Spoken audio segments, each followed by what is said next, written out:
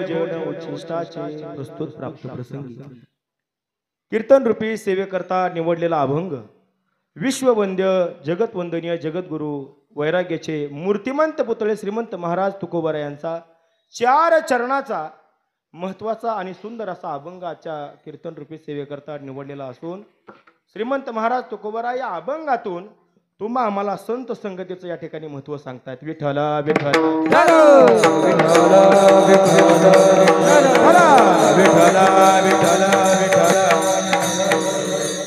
कीर्तन रूपी सेवेला प्रारंभ करण्यापूर्वी कार्यक्रमाच्या निमित्तानं अल्पसा परिहार तो म्हणजे असा, या ठिकाणी येणाऱ्या प्रत्येक व्यक्तीला, भाविकाला, ग्रामस्थांना, भजनी मंडळाला या कार्यक्रमाचं आयोजन नियोजन सर्व महाराज श्रुत आहे. तरीही वक्त्याचं आद्य कर्तव्य समजून 2 मिनिटाची प्रस्तावना ती म्हणजे अशी.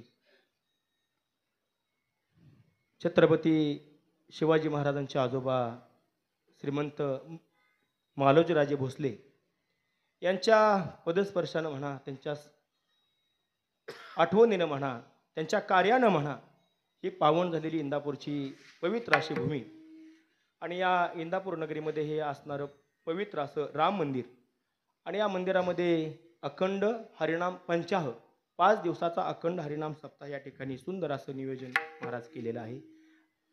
नियोजन केलेलं आहे त्याचं कारणही तसंच आहे की गेल्या 2 वर्षापूर्वी या आश्रमातून आमच्या कैलासवासी साईनाथ दिदीला जावं लागलं महाराज आणि तिच्या जाण्याच्या निमित्तानं तिला आज 2 वर्ष या ठिकाणी पूर्ण होत आहेत महाराज आणि 2 वर्ष पूर्ततेच्या निमित्तानं या ठिकाणी या सप्ताहाचं गोड असं या श्रावणबाळ आश्रमाचे सर्वा संस्थापक मार्गदर्शक आमचे गुरुवर्य हरिभक्ती परायण राजीवजी महाराज करडे आणि सर्व महाराज त्यांच्या मिसेस असतील, आमच्या ताई असतील, त्यांच्या सर्व एकत्रितपणानं त्यांच्या विचारानं या ठिकाणी या कार्यक्रमाचं सुंदर असं देखणं आयोजन संयोजन नियोजन केलेलं आहे आणि त्यामध्ये सर्व त्यांना सहकार्य करणारे सर्व त्यांचे सर्व महाराज मित्रपरिवार असतील. या ठिकाणी त्यांना सहकार्य बऱ्याच महाराज मंडळींचं सहकार्य आहे. त्यामध्ये प्रामुख्याने हरिभक्ती परायण ज्यांनी या सप्ताहाला थोडा हातभार लावला नियोजन करण्यासाठी ते हरिभक्ती परायण या इंदापूरचं वैभव गायनाचार्य हरिभक्ती परायण ओंकार महाराज जवंजाळ या ठिकाणी तेही असतील आणि ज्यांच्यामुळे मी कीर्तनकार म्हणून या ठिकाणी उभा आहे ते आमचे सर्वांचे ज्येष्ठ मार्गदर्शक आजरेकर फडाचे ज्येष्ठ कीर्तनकार हरिभक्ती परायण विशाल महाराज वाघमारे तेही या कार्यक्रमाचं महाराज त्यांनी या ठिकाणी सहकार्य केलं. प्रामुख्याने त्यामध्ये आमचे देहूकर फडाचे आमचे ज्येष्ठ कीर्तनकार कथाकार हरिभक्ती परायण केशव महाराज तोडकर असतील आणि सर्व मंडळी महाराज त्यामध्ये राम मंदिर पूर्ण ट्रस्ट असतील, ट्रस्टचे अध्यक्ष लालासाहेब जे शेठ असतील त्यांचंही या ठिकाणी मार्गदर्शन त्यांचंही सहकार्य आहे आणि विशेष करून बाबर सर असतील त्यांचे सर्व हरिपाठाचे सर्व त्यांची महाराज भजनी मंडळी असतील सर्वांचं एकत्रितपणानं या ठिकाणी या सप्ताहाचं आयोजन नियोजन आणि तुमची ह्या सप्ताहासाठी सर्वांची विशेष उपस्थिती. त्यामध्ये गायनाचार्य हरिभक्ती परायण आमचे मित्र प्रसाद महाराज पाटील आणि आमचे सहकारी ज्यांच्यामुळे मला महाराज या ठिकाणी भरपूर कार्यक्रमाला जाण्याचा योग आला ते या परिसरातील गोड गायनाचार्य हरिभक्ती परायण टकले मामा आजही तेही आज या ठिकाणी कार्यक्रमाला आवर्जून उपस्थित आहेत आणि सर्व भजनी मंडळी आणि या कार्यक्रमासाठी ज्यांचा गोड असा मृदुंग आहे ज्यांनी आज वेळात वेळ काढून उपस्थिती लावली ते हरिभक्ती परायण संग्रामदाजी या ठिकाणी तेही उपस्थित आहेत आणि ज्यांची या मंदिराला महाराज कुठलाही कार्यक्रम असो मंदिराचा जे पकवाज वाजवण्यासाठी तत्पर असतात काही असो महाराज कार्यक्रम आणि तेही महाराज मृदुंगाचार्य हरिभक्ती परायण आमचे पप्पू महाराज बोराटे तेही कार्यक्रमासाठी उपस्थित आहेत आणि सर्व भजनी मंडळी त्यामध्ये आमचे सर्व आश्रमातील सर्व आमच्या लहान लहान मुली या ठिकाणी उपस्थित आहेत. सर्वांच्या चरणी या ठिकाणी नतमस्तक होतो. खरं तर माझं परम भाग्य आहे मला आज या ठिकाणी महाराजांनी 3ऱ्या दिवसाची कीर्तनाची सेवा करण्याची संधी दिली. खरं तर माझ्याहीपेक्षा महाराज ज्येष्ठ श्रेष्ठ ज्ञानी साधनावान महाराज निष्ठावान असतील आणि सर्व महाराज पंढरीची वारी करणारी हे सर्व पायिक मंडळी आहेत. माझ्यापेक्षा सुद्धा ज्ञानाने म्हणा वयाने म्हणा हे मंडळी सर्व महाराज ज्येष्ठ आहेत, तरी पण एका लहान लेकराकडे ही महाराजांनी अतिशय प्रेमाने दिलेली ही सेवा आहे. आणि तुमच्या सर्वांच्या सहकार्यानं तुमच्या सर्वांच्या मदतीनं ती सेवा प्रयत्न मी या ठिकाणी करणार आहे संपन्न करण्याचा. खरं तर विषय असा आहे, सायना दिदीच्या दुसऱ्या पुण्यतिथीच्या निमित्तानं ही सेवा आहे महाराज. खरं तर जावं तर प्रत्येकालाच लागणार आहे, यात काय दुमत नाही महाराज. कारण देहाची या गावा आलिया, जन्म मृत्यूची या सोहळिया, ना म्हणू नये धनंजिया जियापरी. माऊलींनी गोड वर्णन केले महाराज. प्रत्येक मनुष्याच्या जीवनात दोन सोहळे ठरलेले आहेत. तो म्हणजे एक सोहळा, पहिला सोहळा म्हणजे त्याच्या जन्माचा सोहळा आणि दुसरा सोहळा त्याच्या मृत्यूचा सोहळा. हे सोहळे महाराज प्रत्येकाच्या आयुष्यात होणारच आहे. कारण उपजते नासे नासेल ते पुनरुपी दिसे, हे घटिका यंत्र जैसे परी भ्रमेगा. महाराज एक दिवस प्रत्येकाला घड्याळाच्या काट्याप्रमाणे जावं लागणार आहे. पण जात असताना कोणी कधी जाईल, कोणाचा प्रवास कधीच महाराज थांबेल. प्रत्येकाला आपण जन्माला आलोची तारीख प्रत्येकाला सांगता येईल. पण या बाबांना जरी विचारलं, बाबा तुम्ही कधी जाणार आहेत, तुम्हाला तारीख माहिती आहे का तुमची जाण्याची, वार माहिती आहे का? ते सांगतील महाराज आम्हाला जायचं काही माहीत नाही. तो कधी आदेश सोडेल, आम्हाला कधी उचलून घेऊन जाईल, आम्हाला त्याचं काही माहीत नाही. प्रत्येकाला येण्याची तारीख माहिती आहे, पण कधी जाणार हे आपल्याला माहीत नाही. पण एक सांगून जातो महाराज, पण जाणं हे निश्चित आहे. प्रत्येकाला जावंच लागणार आहे. कारण आपण ज्या ठिकाणी राहतो, ज्या ठिकाणी आपण महाराज वावरतोय, त्या ठिकाणाचं नावच महाराज मृत्यू लोक आहे. पहा ना, मृत्यू नावाचा हा मंच आहे महाराज. आणि या मृत्यू नावाच्या मंचावरती, या मृत्यू नावाच्या स्टेजवरती आपल्या लक्षात यावं म्हणून सांगतो, आपल्याला जीवन नावाचं नाटक करायचे. मग ते नाटक करत असताना कुणाला मुलाची भूमिका पार पाडायची आहे, कुणाला मुलीची भूमिका पार पाडायची आहे, कुणाला आईची भूमिका पार पाडायची आहे, कुणाला वडिलांची भूमिका पार पाडायची आहे. प्रत्येकाला प्रत्येकाची वेगवेगळी भूमिका करत महाराज या ठिकाणी जीवन संपवायचं आहे. हे नक्की आहे. म्हणून अशा तऱ्हेनं आपल्यातून त्या सायना दिदीला सुद्धा महाराज या ठिकाणी जावं लागलं. पण विशेष आज 2 वर्ष झाली. या धावपळीच्या ओघात महाराज 2 वर्ष कशी निघून गेली हेच आम्हाला कळलं नाही. पण आजही महाराज त्या लेकराच्या आम्हाला आठवण आल्याशिवाय राहणार नाहीत. एक दिवस असा नसेल महाराजांच्या जीवनात की त्या लेकराची महाराजांना आठवण येत नसेल. कारण का, खूप काही आठवणी महाराजांबरोबर असतील, तिच्या सर्व महाराज मैत्रिणी असतील, आमच्या ताई असतील, सर्वांच्या बरोबर तिच्या बहुसंख्य अशा आठवणी आहेत. आणि हा सर्व महाराज परिवार, हा आश्रम म्हणजे हा एक परिवारच आहे महाराज. आणि हा परिवार तिच्या सर्व आठवणी घेऊन त्या ठिकाणी महाराज मार्गक्रम करत आहे. बऱ्याच महाराज इच्छा अपेक्षा तिच्या महाराजांकडून होत्या. खरं तर मला काल एक गोष्ट अशी ऐकायला मिळाली, महाराजांनी वकील व्हावं ही सुद्धा त्या लेकराची एक अपेक्षा होती महाराज. ज्यावेळेस महाराजांना तिने सांगितलं, म्हणे पप्पा तुम्ही ज्या वेळेस वकील होताल त्यावेळेस पहिला कोट मी माझ्या हाताने तुम्हाला त्या ठिकाणी घालणार आहे, अशी एक त्या बाळाची इच्छा होती. आणि मग ते सर्व महाराज या ठिकाणी आठवणी आहेत. मी जास्त तुमचा अजिबात वेळ घेणार नाही. मी तुम्हाला दुःख होईल असं अजिबात कीर्तन करणार नाही. कारण कीर्तन हे आनंदात असावं, रडकं कीर्तन करायची सवय नाही महाराज. खरं तर रडकं कीर्तन नसावंच. मग ते कुठलंही कीर्तन असू द्या, कीर्तन हे आनंदात झालं पाहिजे. कारण हा कार्यक्रम प्रसन्नतेचा आहे, कार्यक्रम आनंदाचा आहे. शेवटी घटना ही दुर्दैवी आहे, पण आपण महाराज सर्वजण या ठिकाणी तिला श्रद्धांजली वाहण्यासाठी आपण या ठिकाणी जमलेलो आहोत. आणि सर्वजण या ठिकाणी सर्वांच्या एकत्रित करण्यानं या कार्यक्रमाला एक विशेष असं सुंदर रूप या ठिकाणी लाभलेलं आहे. त्यामध्ये ज्यांची सुंदर अशी साऊंड सिस्टीम आहे, परत नाव घ्यायचं राहू नये म्हणून आता लक्षात आलं म्हणून घेतो. ते आमचे परम मित्र ननवरे महाराज, त्यांची सुंदर अशी साऊंड सिस्टीम या ठिकाणी कार्यक्रमाला आहे. ज्यांचं या ठिकाणी या कार्यक्रमाचं पूर्ण थेट प्रेक्षेपण या ठिकाणी चालू आहे. जे यूट्यूबला आता जरी आपल्याला आपण पाहिलं तरी लाईव्ह हा कार्यक्रम ज्यांच्यामुळे दिसतोय ते भक्ती जिव्हाळा या चॅनेलचे या ठिकाणी मालक, त्यांच्याही चरणी नतमस्तक होतो. आणि सर्वजण तुम्ही वेळात वेळ काढून जमलेले सर्व भाविक, परिसरातील भजनी मंडळी, बाहेरच्या गावची भजनी मंडळी, त्यामध्ये कोणी राहिलं असेल तर कीर्तनकार, प्रवचनकार, महाराज मंडळी, सर्वांच्या चरणी नतमस्तक होतो आणि कीर्तन सेवेला प्रारंभ. विठ्ठला विठ्ठला. आपण थोड्या वेळ या ठिकाणी कीर्तना महाराज अभंगावरती चिंतन करणार आहे. कारण का, कीर्तन झाल्यानंतर जेवण आहे आणि ही लहान लहान लेकरं बघितल्यानंतर असं वाटतं की ह्या लेकरांना आताच जेवायला घालावं. कारण कसं आहे, कीर्तनकाराचं एक भान असावं की आपल्या कीर्तनानंतर लहान मुलांना जेवायचंय बुवा, माता भगिनींनाही जेवायचे, एवढं तरी भान ठेवून मी आज कीर्तन करणार आहे. आणि तशी सर्व कीर्तनं टायमिंगलाच झाली, पण माझ्याकडून जास्त टायमिंग होऊ नये म्हणून या कीर्तन सेवेकरता निवडलेला अभंग महाराजांचा आहे, जगद्गुरु तुकोबरायांचा आहे. आणि तुकोबरायांनी या अभंगातून संत समागमाची इच्छा प्रगट केलेली आहे. विठ्ठला विठ्ठल विठ्ठल विठ्ठल विठ्ठल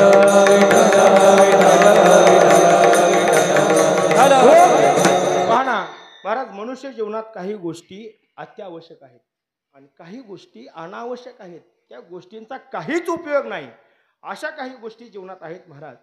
त्यामध्ये महाराज सगळ्यात महत्त्वाचं म्हणजे माणसाला कुठलंही व्यसन असावं हे अजिबात अत्यावश्यक अजिबात नाही, हा ना.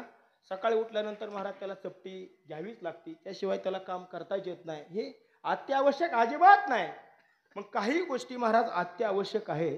त्यामध्ये सगळ्यात महत्त्वाची गोष्ट अशी की चांगल्या लोकांची संगती ही मनुष्याच्या जीवनात अत्यावश्यक गोष्ट आहे. बरोबर आहे ना. कारण का, संगती जर महाराज आपली चांगली नसली तर आपलं अख्खं जीवन आपलं व्यर्थ गेल्याशिवाय राहणार नाही. बरोबर आहे ना. जर आपली संगत महाराज वाईट लोकांबरोबर जर आपण जर संगतीला गेलो तर आपल्या जीवनाचं मात्र झाल्याशिवाय राहणार नाही. आणि आपल्याला जर चांगल्या व्यक्तीची संगत लाभली तर आपल्या जीवनाचं महाराज उद्धार झाल्याशिवाय राहणार नाही. विठ्ठला परत एकदा सांगतो महाराज, मनुष्याला जर स्वतःच्या जीवनात महाराज काही साध्य प्राप्त करायचे असतील, आपल्या जीवनाचं महाराज यती कर्तव्याच्या जर जीवनाच्या पूर्ण करायच्या असतील, तर आपल्या जीवनाचा उद्धार करून घ्यायचा असेल तर आपली संगत सुद्धा चांगली असली पाहिजे. कारण का, महाराज संगतीवर बऱ्याच गोष्टी अवलंबून आहेत. पहा ना, संगतीवर माणसाचा विचार अवलंबून आहे, विचारावर माणसाचं आचरण अवलंबून आहे आणि आचरणावरती पुढची गती अवलंबून आहे. म्हणून आपल्याला जर चांगल्या गतीला प्राप्त व्हायचं असेल तर आपण संगत सुद्धा महाराज चांगल्या व्यक्तीचीच केली पाहिजे. जगद्गुरु तुकोबारायांनी या अभंगामध्ये संत समागमाची आपल्याला या ठिकाणी इच्छा व्यक्त केलेली आहे, आपल्याला उपदेश केलेला आहे. या जर अभंगाकडे महाराज पाहायचं झालं तर हा अभंग उपदेशपर पण वाटतो केशव महाराज, हा अभंग उपदेशपर वाटतो, संतपरही वाटतो. आणि सगळ्यात महत्त्वाचं, एका ज्येष्ठ कीर्तनकारानं हा अभंग मागणीच्या कीर्तनाला घेतलेला आहे महाराज. म्हणजे यातून काही गोष्टींचं त्यांची वेगवेगळी दृष्टी, प्रत्येकाची बघण्याची या अभंगाकडे वेगवेगळी वैचारिक दृष्टी असे. म्हणून जगद्गुरु तुकोबारायांनी संगतीविषयी आपण या ठिकाणी बोलत होतो. पहा ना, काही जरी महाराज झालं तरी आपल्या जीवनात दुर्जनांचा संग अजिबात घडला नाही पाहिजे. कारण का, दुर्जनाच्या महाराज सहज चेहऱ्याकडे जरी बघितला तरी आपला दिवस त्या दिवशी महाराज खराब गेल्याशिवाय राहत नाही. आपल्याला काही ना काही अडचण येतातच. म्हणून माणसाने नेहमी सज्जन लोकांची संगत करावी, वारकऱ्यानं नेहमी वारकऱ्याची संगत करावी. बरोबर आहे ना. मला सांगा, जर वारकऱ्यानं जर पेतड्याची संगत केली तर समाज अजिबात चांगलं म्हणणार नाही की. वारकऱ्यानं वारकऱ्याचीच संगत करावी, एखाद्या शिकलेल्या पोरानं शिकलेल्या पोराची संगत करावी. त्यानं जर महाराज टवाळकी करणाऱ्याची जर संगत केली तर जेवढं काय तो शिकलाय, त्याने जेवढं महाराज कष्ट घेतले, जेवढं सायास घेतलंय, तेवढ्या सगळ्या गोष्टीवर पाणी फिरल्याशिवाय राहणार नाही. विठ्ठला विठ्ठला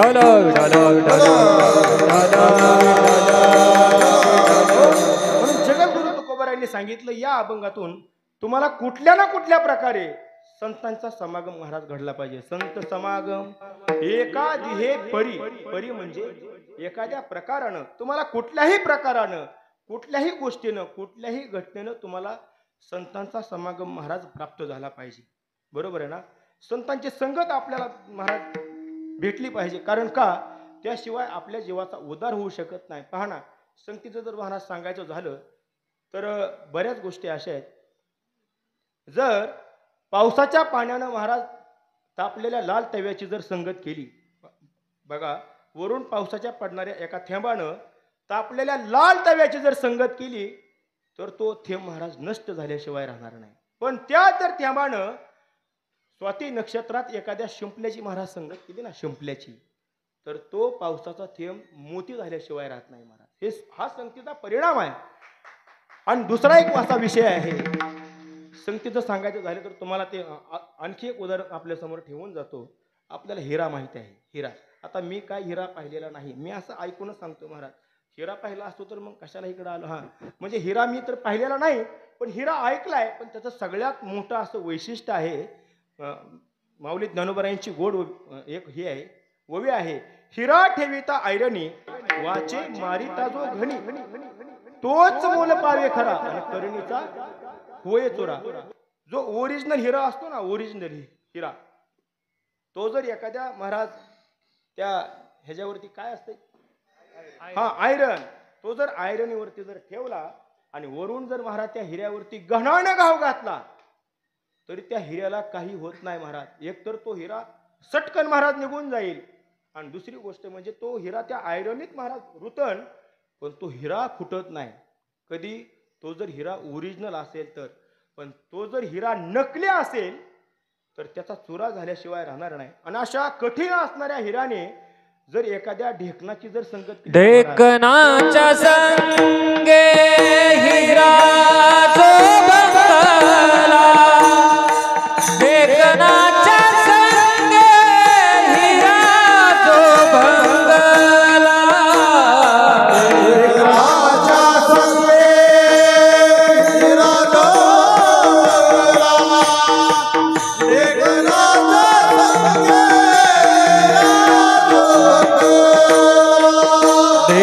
ढेकणाच्या संगे हिरा जो बंगला, ढेकणाच्या संगे हिरा जो बंगला, ढेकणाच्या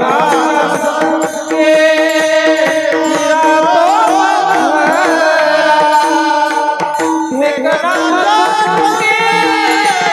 हिरा जो बंगला, कुसंगे नाडीला साधू सईसा, कुसंगे नाडीला साधू सईसा,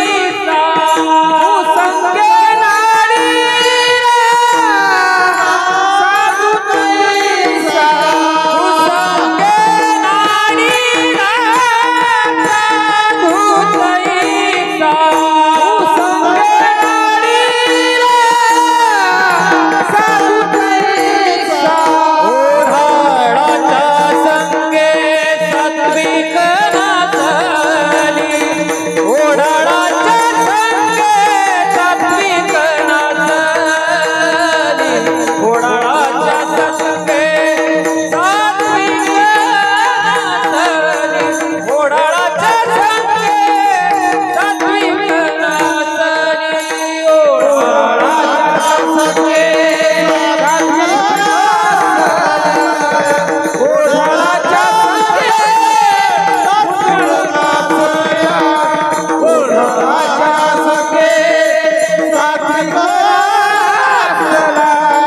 ओढाळाच्या संगे सात्विक नाचला, ओढाळाच्या संगे महाराजांनी गोड प्रमाण दिलं.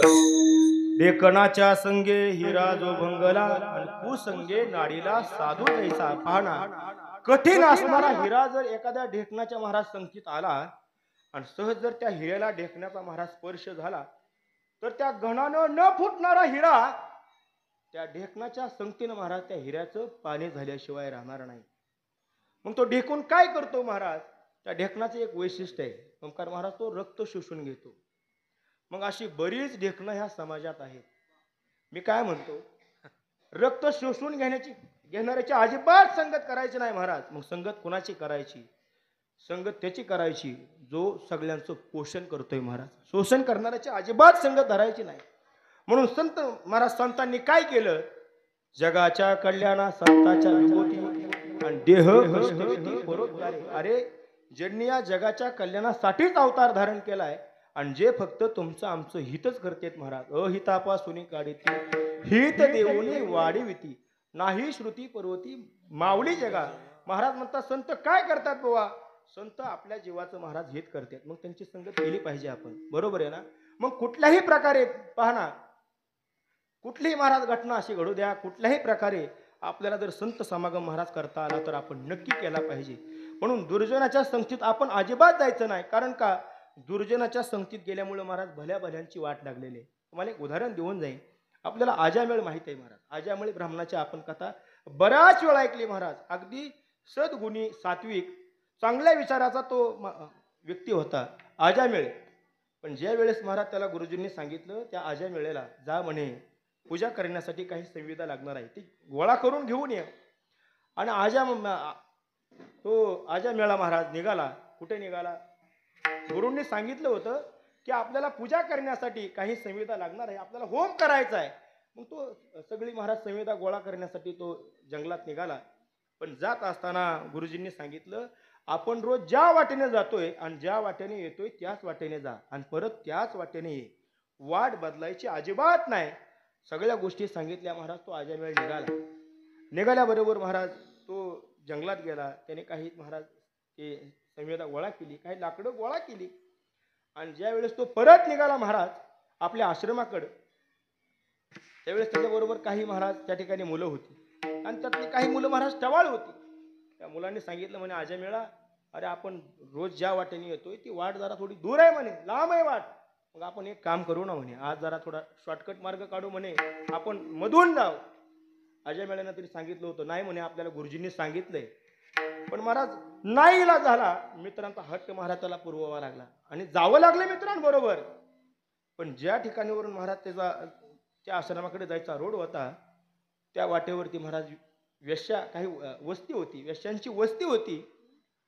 आणि महाराज जे घडू नये ते घडलं. त्या आजामेळ्यानं काही ज्या गोष्टी कधीच डोळ्यानं पाहू नये अशा काही गोष्टी त्याच्या महाराज पाहण्यात आल्या. आणि पाहिल्याबरोबर महाराज त्या आजामेळ्याचा सगळा विचार बदलला. महाराज सात्विक असणारा, सदाचारी असणारा आजामेळा महाराज त्याचं पूर्ण वागणं बिघडून गेलं. तो त्या वेश्येबरोबर महाराज त्या ठिकाणी राहायला लागला. त्यांनी एका वेश्येबरोबर लग्नही केलं अशी एक कथा सांगून जाते महाराज. त्या वेश्येबरोबर लग्नही केलं आणि लग्न केल्यामुळे महाराज त्याला त्या समाजानं वाळीत टाकलं. बिचारा गावाच्या बाहेर राहू लागला. राहिल्याबरोबर त्याला 9 मुलं झाली आणि 10व्या मुलासाठी त्याची मंडळी महाराज त्या ठिकाणी गर्भधारण केलेला आहे. पण विषय असा झाला, ज्या दिवशी तो आजामेळा घरी नव्हता त्या दिवशी काही महाराज साधू लोक त्या ठिकाणी त्यांच्या घरी गेले, भिक्षा आणण्यासाठी घरी गेले आणि साधूंनी भिक्षा मागितली. ती बिचारी चांगली होती, तिने घरातून एक थोडी भिक्षा आणली आणि त्या साधूंच्या झोळीत टाकली आणि साधूंना सांगितलं साधू महाराज लगेच निघा म्हणे, लवकर निघा. त्या साधू महाराजांनी विचारलं म्हणे तू असं का म्हणाले आम्हाला, लवकर निघा, लगेच चालते व्हा, लवकर जावा, तो येईल. तो कोण आहे, कोण येईल, कुणापासून तुला भीती आहे? असं ज्या वेळेस त्या साधूंनी सांगितलं त्यावेळेस तिने सांगितलं, सगळा प्रकार सांगितला. म्हणे आमचे जे पतिराज आहेत त्यांना हे शेंडीवाले बघितलं ना म्हणे तळपायच्या मस्तकाला जाते, हे पांढऱ्या कपड्यावाली धोत्रवाली जर बघितली तर आमच्या पतीचं म्हणे सगळं गणितच बिघडतं. मग साधू लोकांना महाराज ते तर पाहिजे असतं, कारण का अशा तर लोकांना महाराज सरळ करण्यासाठी तर साधूंचा अवतार आहे बुवा. आणि मग त्या साधूंनी हट्ट धरला, म्हणे तुझा पती आल्याशिवाय आम्हीही जात नाही म्हणे. म्हणले झाली पंचायत. एकतर ह्यांना मी सांगितलं लवकर जा आणि महाराज त्या ठिकाणी साधू बसलेले आहेत. आजामेळा आलाच नाही. आता आजामेळा महाराज वाम मार्गाला गेला होता, दारू पिणं, काही गोष्टी खाणं, जुगार खेळणं, सगळ्या महाराज वाम गोष्टी करत होता. बाबा फुल होऊनच आला.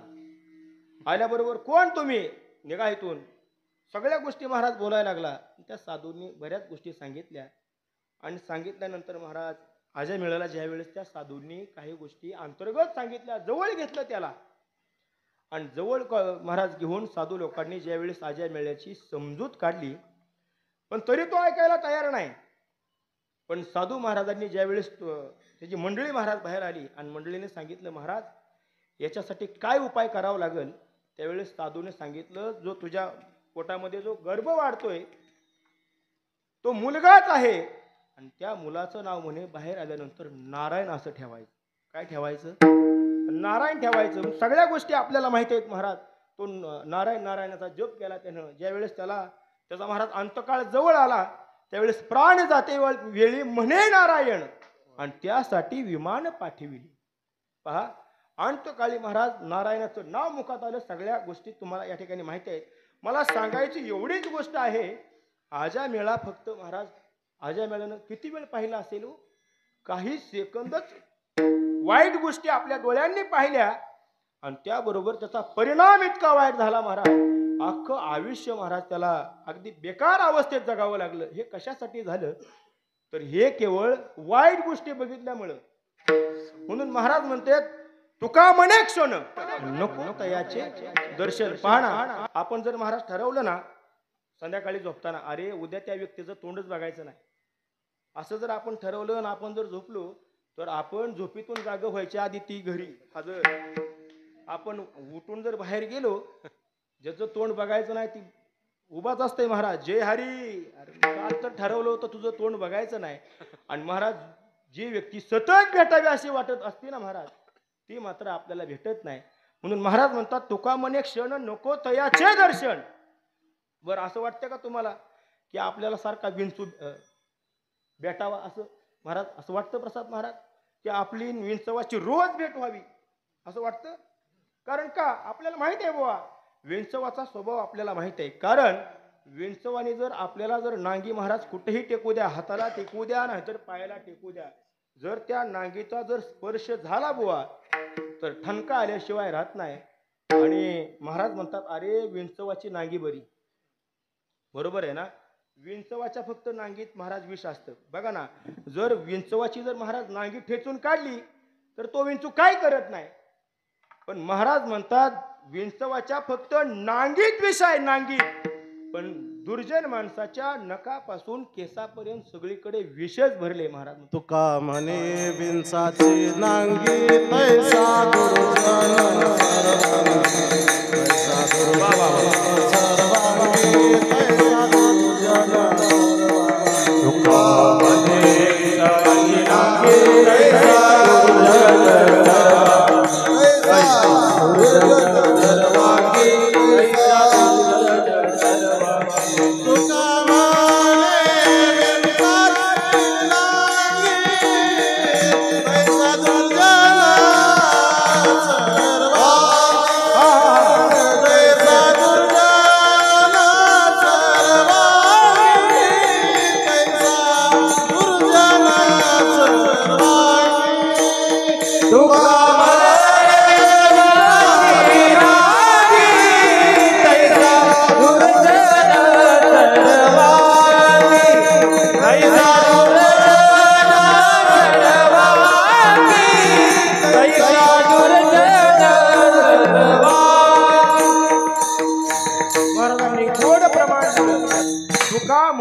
विंचाची नांगी आणि तैसा दुर्जन सर्वांगी. महाराज म्हणतात फक्त विंचवाच्या नांगीत विष असते, पण बाबांनो दुर्जन माणसाच्या संपूर्ण शरीरात विष भरलेला आहे. म्हणून काही झालं तरी चालेल महाराज, कुठलीही घटना घडू द्या, फक्त एक घटना मात्र आयुष्यात अजिबात घडली नाही पाहिजे. ती म्हणजे कुठली तर दुर्जन लोकांचा संग आपल्या आयुष्यात अजिबात महाराज आला नाही पाहिजे.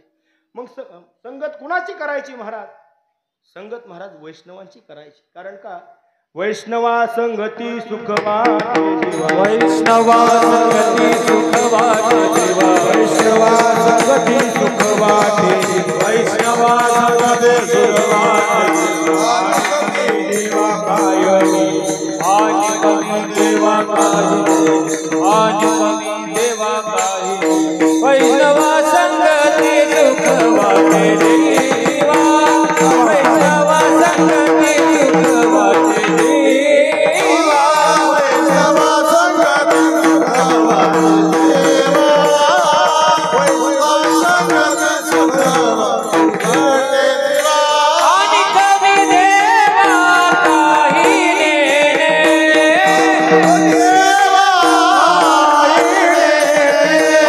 कमी देवा काही नेणे,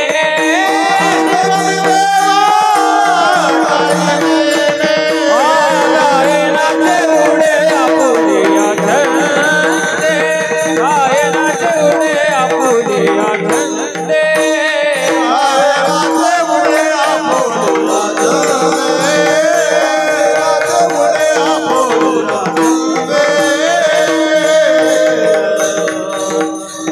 महाराज म्हणतात जर जीवाला सुख पाहिजे असेल, जीवाचा महाराज उद्धार करून घ्यायचा असेल तर जीवानं काय केलं पाहिजे? जीवाने एकतर वैष्णवांची संगत केली पाहिजे किंवा संतांची संगत केली पाहिजे, तर महाराज आपला उद्धार त्या ठिकाणी होऊ शकतो. अन्यथा इतरत्र आपला उद्धार अजिबात होणार नाही. आपला जर उद्धार करून घ्यायचा असेल तर महाराज आता काही माध्यम असे आहेत महाराज, तिथं फक्त गुरु एक म्हणजे संत आणि दुसरे म्हणजे देव, अशांच्या ठिकाणी आपला उद्धार होतो. म्हणून या ठिकाणी जगद्गुरु तुकोबाराय सांगतात, जीवाला कुठल्या ना कुठल्या प्रकारे संतांचा समागम त्या ठिकाणी मिळाला पाहिजे. आपल्या समोर काही गोष्टी अशा ठेवून जातो महाराज, कारण संतांचा समागम भेटल्यानंतर काय होतं जीवाचं, एक दृष्टांत आपल्या समोर ठेवून जातो. पहा ना, राजगुरु नगरच्या उत्तरेस महाराज कडूस नावाचं गाव. राजगुरु नगर जे तालुका आहे, आता आळंदीचं जे हे आहे तालुका राजगुरु नगर खेड, तर त्या खेडच्या उत्तरेस कडूस नावाचं गाव आहे. आणि त्या गावात एक गंगाराम मवाळ म्हणून नावाचे एक गृहस्थ राहते महाराज, व्यक्ती राहते. एक दिवस असा प्रसंग त्यांच्यावरती आला, त्या गंगाराम मवाळची महाराज म्हैस हरवली. आता म्हैस आणि रेडा सांगायसाठी मी नाही आलो, पण संतांचा समागम महाराज कसा घडतो आणि जीवाचा उद्धार कसा होतो ते अगदी थोडक्यात आपल्या समोर या ठिकाणी ठेवून जातो. त्या गंगाराम मवाळांची म्हैस महाराज हरवली आणि हरवली. सर्व महाराज गाव त्या गंगाराम मवाळची महाराज म्हैस शोधण्यात लागले. सगळं संपूर्ण गाव. एक दिवस झाला, 2 दिवस झाला, 5 दिवस झाले, पण म्हैस महाराज काय कुठे सापडेना. आणि जेवढी परिसरातली गाव आहेत महाराज, मग 2 जण ह्या बाजूला, 2 जण त्या बाजूला, 2 जण ह्या बाजूला, सगळेजण महाराज कामाला लागली, फक्त म्हैस शोधण्यासाठी कामाला लागली. 5 दिवस झाले महाराज. आता मला सांगा, एकतर सगळं गाव शोधण्यासाठी आलेलं आहे, पण ज्यांची म्हैस होती त्यांची काय महाराज तळमळ असेल, अरे म्हैस कुठे गेली असेल, काय खात असेल, त्यांनी काय खाल्लं असेल का नाही, कुठे असेल म्हैस. आणि सगळ्या गोष्टी महाराज त्या ठिकाणी त्या मनामध्ये घेऊन गंगाराम मवाळ महाराज त्या भंडारा डोंगराच्या दिशेने आले. गंगाराम मवाळांनी पाहिलं की भंडारा डोंगर महाराज अगदी हिरवागार दिसतोय दूरवरून. आणि गंगाराम मवाळांना शंका आली, एवढं हिरवगार दिसतंय म्हणल्यावर तिकडं म्हैस आपली नक्कीच गेली असेल, अशी शंका त्या गंगाराम मवाळांच्या मनामध्ये आली. कारण माऊली ज्ञानोबरायांचं महाराज ओवी आहे, सगळी ओवी अजिबात पट नाही, पण महाराज म्हणतात जिकडं हिरवं दिसतंय तिकडं जनावर धाव घेतो. हिरव्या चारा भांबवले पशु, हा भांबावे पशु. जिकडं हिरवं दिसतं तिकडं पशु जातच महाराज. मग ते कोणाचंही दिसू द्या हिरवं, तिकडं जाणारच ते. आणि मग त्या गंगाराम मवाळांनी ज्यावेळेस तो भंडारा डोंगर पाहिला, अरे हिरवागार डोंगर आहे, नक्कीच या परिसरात माझी म्हैस असेल. त्या हेतूने महाराज ते डोंगरावरती गेले आणि गेल्यानंतर सगळीकडे ती म्हैस शोधण्याचा प्रयत्न केला, पण म्हैस काय महाराज त्यांना दिसली नाही. पण तिथं दिसले जगद्गुरु तुकोबाराय. आता भंडारा डोंगरावरती ज्यावेळेस जगद्गुरु तुकोबारायांना पाहिलं त्या गंगाराम मवाळांनी, अगदी लक्षपूर्वक ऐका, त्यावेळेस कल्पना करा की जगद्गुरु तुकोबाराय बसलेले आहेत महाराज, हातात विणा आहे, चिपळ्या आहेत, डोक्याला पगडे आहे, अंगामध्ये महाराज त्या ठिकाणी 12 बंदी घातलेली आहे आणि साधा पेहरावा, अगदी कपाळावरती बुक्का आहे महाराज, गळ्यात पवित्र अशी तुळशीची अशी माळ आहे महाराज. कल्पना करा, ते दृश्य आमच्या त्या गंगाराम मवाळांनी पाहिलं, अरे इथं कोणतरी व्यक्ती अशी आहे की भजन करते. बरं, म्हैस जर आली असेल तर या व्यक्तीने नक्कीच पाहिलं असेल. म्हणून गंगाराम मवाळ जगद्गुरु तुकोबाराय ज्या ठिकाणी भजनाला बसले, पण गंगाराम मवाळाला माहित नव्हतं ही कोण आहे. आणि ज्यावेळेस गंगाराम मवाळ गेले महाराजांना उठवलं, म्हणे महाराज साधू महाराज. त्यांना वाटलं साधूच आहे, महाराज असतील, बुवा असतील. वारकऱ्याला लय महाराज नाव आहे, कोणी बुवा म्हणतं, कोणी महाराज म्हणतं, कोणी साधू म्हणतं, बऱ्याच गोष्टी आहेत. मग त्याने महाराज त्याच्या पद्धतीने उठवण्याचा प्रयत्न केला तुकोबारायांना, म्हणे महाराज उठा. 2-3 वेळा ज्यावेळेस आवाज दिला, 4थ्या महाराज हाकेला जगद्गुरु तुकोबाराय जागे झाले. आणि जगद्गुरु तुकोबारायांना वाटलं कोणतरी गृहस्थ मला देवाविषयी काहीतरी विचारण्यासाठी आला असेल, संतांचं विचारण्यासाठी आला असेल, वारी कधी आहे हे विचारण्यासाठी आला असेल, ही महाराज एकादशी कधी आहे हे विचारण्यासाठी वारकऱ्याकडे येतेच महाराज. सांगा महाराज एकादशी कधी आहे, सांगा महाराज चतुर्थी कधी आहे, सांगा. आता कीर्तनकारांनी महाराज लोकांनी हे आधी पाठ करायचा, एकादश कधी आहे, कोणी कधी विचारल हे सांगू शकत नाही. मग महाराजांना वाटलं असेच काहीतरी प्रश्न घेऊन आला असेल. महाराजांनी सांगितलं, म्हणे गृहस्था बोल, काय काम आहे तुझं. त्यावेळेस त्या गंगाराम मवाळांनी सांगितलं, म्हणे महाराज 5 दिवस झालं म्हणे पोटात अन्न नाही, झालं काय ते सांग. अहो म्हणे माझी घरी म्हणे एवढी सुंदर असणारी म्हैस निघून गेली. 5 दिवस झाले म्हैस नाही महाराज गोट्यात, तुम्हाला जर दिसली असेल तर सांगा. जगद्गुरु तुकोबारायांना आश्चर्य वाटलं. जगद्गुरु तुकोबाराय हसायला लागले. आणि जगद्गुरु तुकोबरा हसायला लागले. त्यावेळेस त्या गंगाराम मवळाला राग आला. म्हणे महाराज तुम्ही काय चेष्टा करता का म्हणे माझी? मी तुम्हाला काय विचारतोय, तुम्ही तर हसायला सुरुवात केली.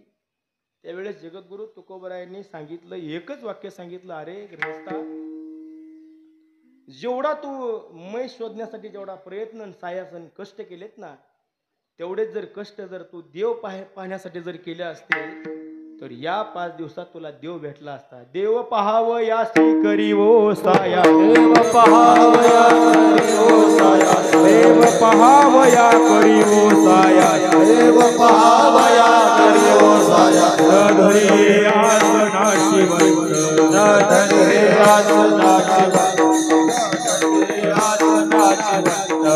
देव पहावया करिवो साया, वया करिवो साया, देव पहावया करिवो साया, न धरे आसनाची वंत, न धरे आसनाची वंत.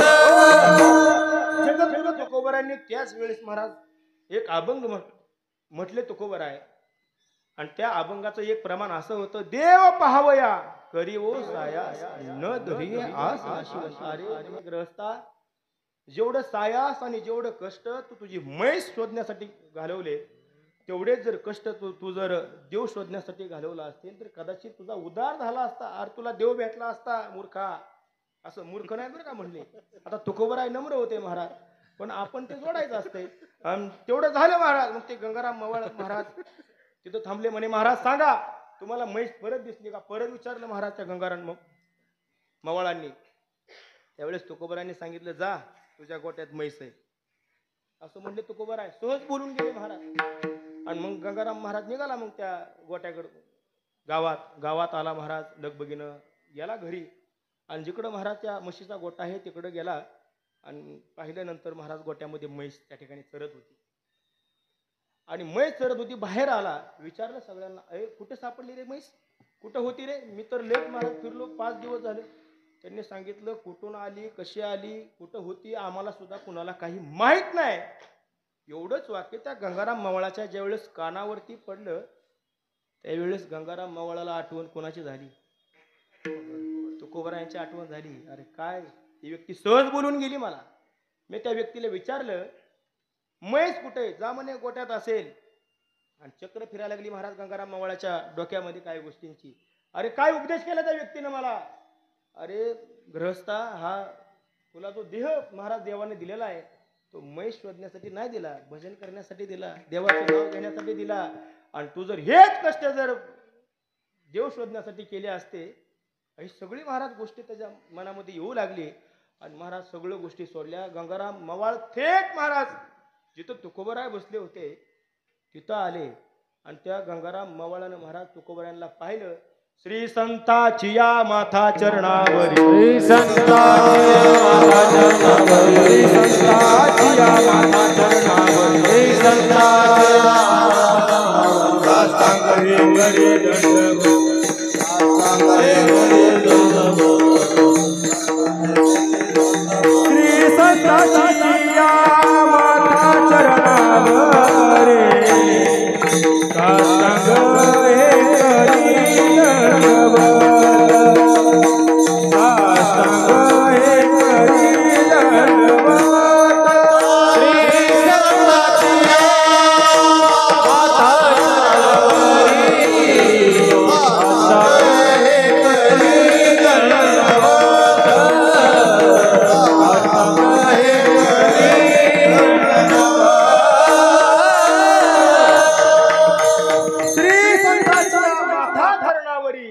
आणि साष्टांग हे करी दंडवत. ज्या वेळेस महाराज गंगाराम मवाळांनी तुकोबरायांच्या चरणावरती दंडवत घातला आणि सांगितलं, महाराज आणखी ह्या गरीबाला काहीतरी उपदेश करा.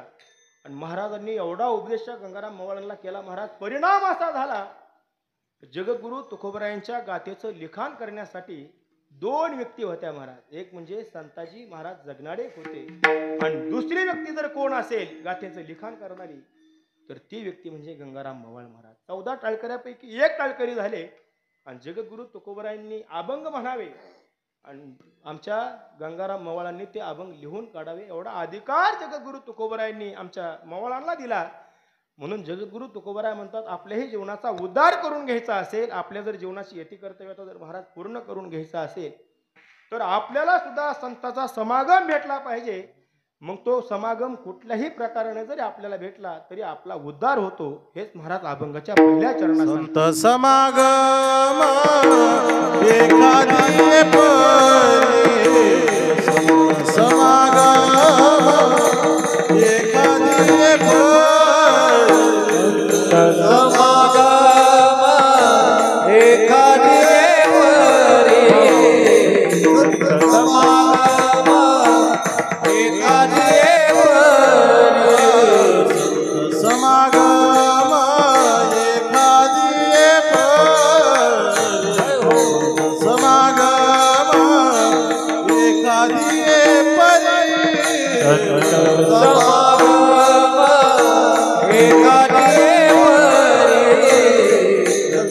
समागम एखादी परी, वावे त्याचे द्वारे स्वादयाते, वावे त्याचे द्वारे स्वादयाते, तेथे राम नाम होईल श्रवण, तेथे राम नाम होईल श्रवण, वावे त्याचे द्वारे स्वादयाते, वावे त्याचे द्वारे स्वादयाते, तेथे राम नाम होईल श्रवण, राम नाम होईल श्रवण, समागम एखादी परी, समागम एखादी परी,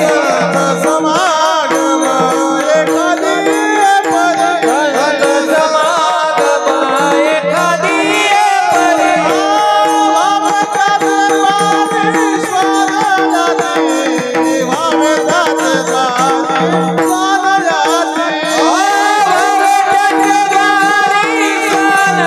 स्वादयाते, वावे त्याचे द्वारे स्वादयाते, भावे त्याचे द्वारी संत समागम एखादे परी आणि व्हावे त्यांचे द्वारी श्वान याती.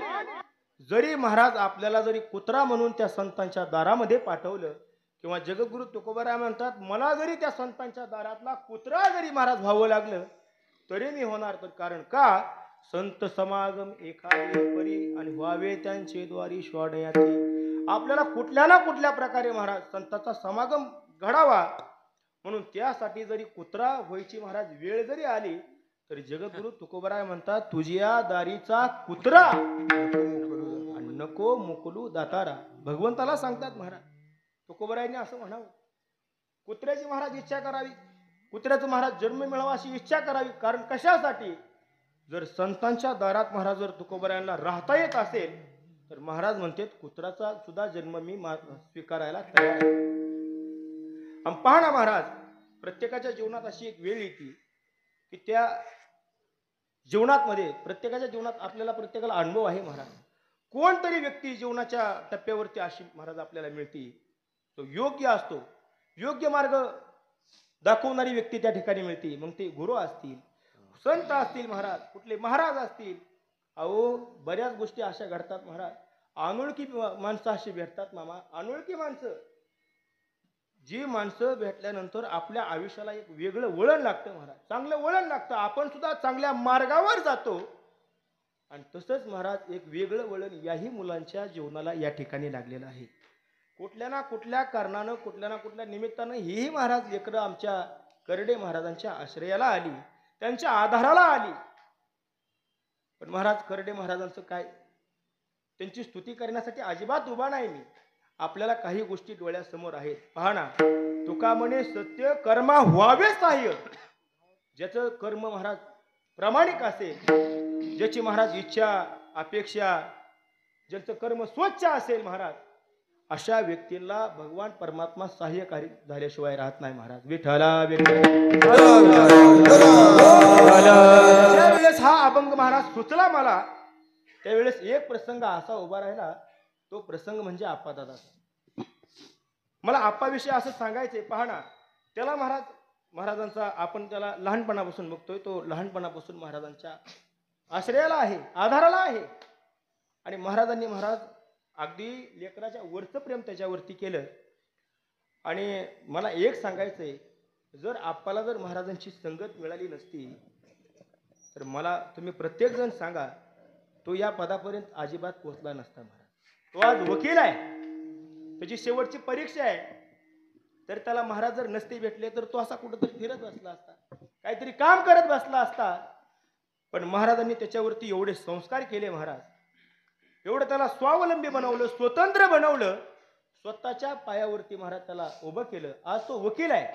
आणि सगळ्या महाराज या मुली आपण कधीपासून महाराज ह्याची स्थापना कधी महाराज, आश्रमाची स्थापना, आज 11 वर्ष या संस्थेला या ठिकाणी पूर्ण होत आहेत. मी काय वेगळं या आश्रमाविषयी सांगण्याची अजिबात गरज नाही. तुम्ही काही गोष्टी डोळ्याने बघताय. पहा ना, किती अडचणी आल्या महाराज, किती संकट आली. पण परत सांगतो महाराज, तुमचं जर मन निर्मळ असेल, तुमचं जर महाराज कर्म जर चांगलं असेल, स्वच्छ मन असेल, तर तुम्ही कितीही अडचणींवर सहज मात करू शकता. आणि सगळ्यात महत्त्वाचं महाराज, या आश्रमावरती असेल, या लेकरांवरती असेल, महाराजांवरती असेल, प्रभू रामरायाची अखंड कृपा आहे, ही आपण मान्य केलीच पाहिजे. कारण का, जर महाराज जर हेतू जर त्या व्यक्तीच्या मनामध्ये जर चांगला नसता, भावना जर चांगली नसती, तर 11 वर्ष हे वैभव टिकून राहिलंच नसतं महाराज. काय ना काहीतरी बाधा नक्कीच आली असती. पण परत सांगतो महाराज, आता इथून पुढे तर संकट संपलेलीच आहेत. बरेच संकट आले महाराज, बरेच अडचणी आल्या. इथून पुढे अडचणी अजिबात सगळ्या संपलेल्या आहेत महाराज. आता इथून पुढे फक्त कृपा होणार आहे, बास, दुसरं काही होणार नाही. आणि म्हणून ही आपण महाराज लेकरं लहान लहान बघतोय. 2 मुली उच्च शिक्षित आहेत महाराज. एक मुलगी डॉक्टरकी करते. पहा, आपण सर्वजण महाराज मुलांचे वडील आहोत. कुणाला 1 मुलगा असेल, कुणाला 2 असतील. आपण ही आपली महाराज मुलं सांभाळतोच. अडचणी येतात, शाळेचा खर्च असेल, सणासुदीचा खर्च असेल महाराज, प्रत्येक गोष्टी असेल. त्या दिवशी माऊली महाराज सुद्धा काही गोष्टी सांगून गेले महाराज. अरे, जून महिना आला की आम्हाला खर्च पडतोच महाराज. म्हणून सगळ्या गोष्टीचा विचार या ठिकाणी महाराजांनी आजपर्यंत ते खंबीर आहेतच महाराज. मुलाचा सांभाळ करण्यासाठी ते सामर्थ्य आहेतच. कुठल्याही सरकारचा अनुदानित 1ही रुपया या ठिकाणी नाही आणि कोणाचा दिखाऊपणाही नाही. मग तुमच्याकडून जे सहकार्य मिळेल त्या सहकार्यावरती आज ह्या सगळ्या गोष्टी आहेत. म्हणून सगळ्यांना विनंती करायची की आपण आपला महाराज व्यवहार करत असताना, आपण आपला प्रपंच करत असताना याही मुलांकडे थोडं वळून बघत जा. आपण जर महाराज या संस्थेसाठी फुलना फुलाची आपण जर मदत केली तर दुसरी देवपूजा करायची, दुसरी वाऱ्या करायची आपल्याला काही गरज नाही महाराज. कारण हीच विष्णूची महापूजा आणि अनुभवा नोहे तुझ्या. म्हणून आपाचं उदाहरण या ठिकाणी माझ्या डोळ्यासमोर उभा राहिलं. अरे, त्यानं कुठल्याही प्रकारे महाराजांची संगत केली, महाराजांच्या संगतीला आला, तो महाराजांच्या आश्रयाला आला आणि आज स्वतःच्या पायावरती तो उभा आहे. हे महाराज कशामुळे झालं? हे केवळ आणि केवळ समागमामुळे झालं, संगतीमुळे झालं. हे आपल्या समोर ज्वलंत उदाहरण आहे. म्हणून जगद्गुरु तुकोबराय सुद्धा संतांकडे हीच मागणी करतायत. महाराज म्हणतात, मला जर तुझ्या दारातला कुत्रा जर होता आलं तरी कर देवा, पण फक्त तुझ्या दारात, दुसरीकडे अजिबात नाही. आणि तसं पाहायला गेलं तर महाराज कुत्र्याला काय किंमत आहे आपल्याकडे? सांगा ना, कुत्र्याला काय? कुत्रं ते कुत्रच. पण परत सांगतो महाराज, बऱ्याच ठिकाणी इतिहासाने सुद्धा त्या कुत्र्याची नोंद घेतलेली आहे. छत्रपती शिवाजी महाराज ज्या वेळेस महाराज रायगडावरती शिवाजी महाराजांचं निधन झालं त्यावेळेस महाराजांच्या सेवेत असणारा वाघ्या कुत्र्या, आपल्याला सगळ्यांना ती महाराज कथा माहित आहे. वाघ्या महाराज कुत्रा त्या ठिकाणी महाराजांच्या सेवेत होता. आणि ज्या वेळेस समजलं की महाराज गेलेले आहेत आणि महाराजांचे ज्या वेळेस महाराज अग्निसंस्कार झाले, चिता पेटवण्यात आली, त्यावेळेस इकडं तिकडं महाराज वाघ्या तर कोणाला दिसलाच नाही. कुठे गेला, कसा गेला, तपास नाही महाराज त्या वाघ्या कुत्र्याचा. इकडं महाराजांचं तर निधन झालेलं आहे आणि महाराजांवर ज्यावेळेस अंत्यसंस्कार करायची वेळ आली, चिता पेटवली महाराज, त्यावेळेस गायब असणारा वाघ्या अचानक आला आणि ज्या ठिकाणी महाराजांची चिता पेटवली त्या चितेत त्या वाघ्या कुत्र्यानं महाराज उडी घेतली आणि आपलं महाराज देह समर्पित केला. आजही कधी आपण रायगडावरती गेला तर छत्रपती शिवाजी महाराजांच्या समाधीच्या पाठीमागं त्या वाघ्या नावाच्या कुत्र्याची आपल्याला समाधी पाहायला मिळते. पहा ना, कुत्र्याची समाधी, कुत्र्याची, त्याचं कार्य सुद्धा तसंच आहे महाराज. कारण जो कुत्रा या स्वराज्यासाठी कामी आला, इतिहास महाराज त्या कुत्र्याला कधीच विसरणार नाही. बरीच उदाहरणं आहेत महाराज. अहो, धर्मराजाबरोबर एक कुत्रा वर गेला स्वर्गात, आता त्याची बरीच कथा आहे. म्हणून कुत्र्याला अजिबात कमी समजायचं. आपण नेहमी म्हणतो, पहा ना, माणसापेक्षा इमानदार प्राणी कुठला असेल तर ते कुत्रा आहे. तुम्हाला एक उदाहरण देऊ का? कुत्र्याचा कुत्र्या विश्वास आहे सर, पण माणसाचा माणसावा अजिबात नाही. तुम्हाला एक उदाहरण देऊन जाऊ का? आपण जर महाराज संध्याकाळी आपल्याला जर जाग आली तर बघा, एखाद्या गल्लीतलं जर महाराज कुत्रं भुकायला लागलं ओंकार महाराज, तर त्याचं ऐकून दुसऱ्या गल्लीतलं कुत्रं लगेच भुकतं, तिसऱ्या गल्लीतलं कुत्रं भुकतं. असं करत करत साऱ्या गावातली कुत्री भुकाय चालू करतात.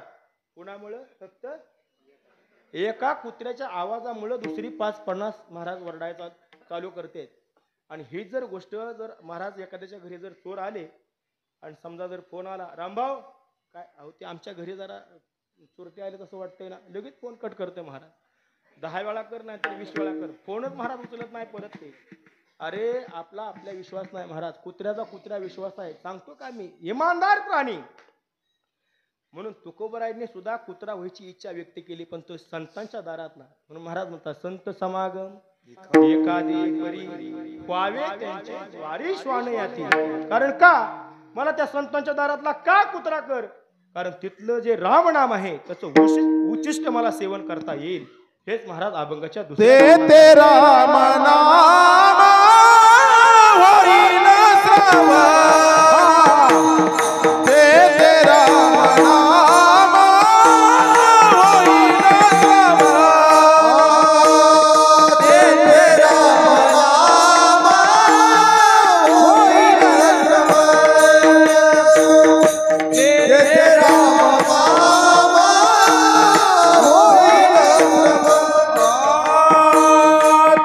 राम नाम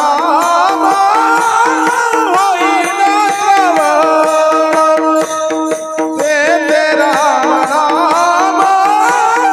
होईल श्रवण,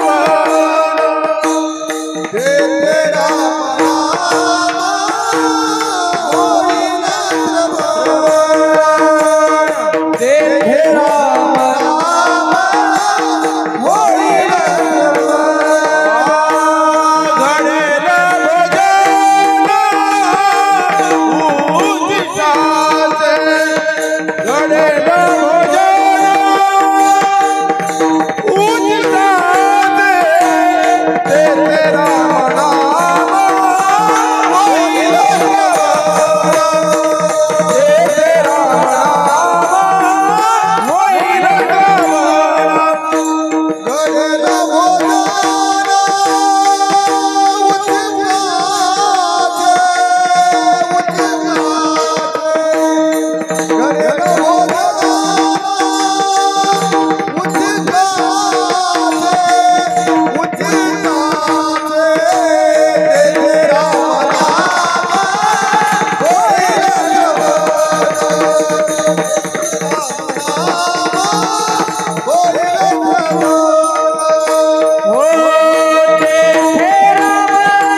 राम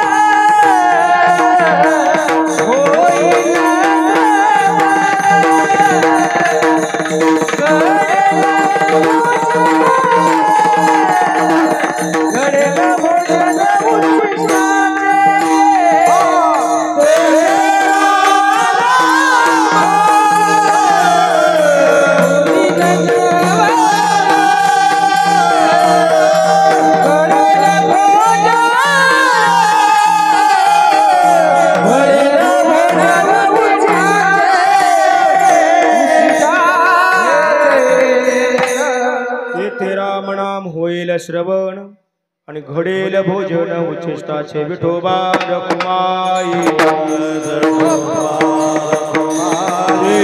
विठोबा रखुमाई.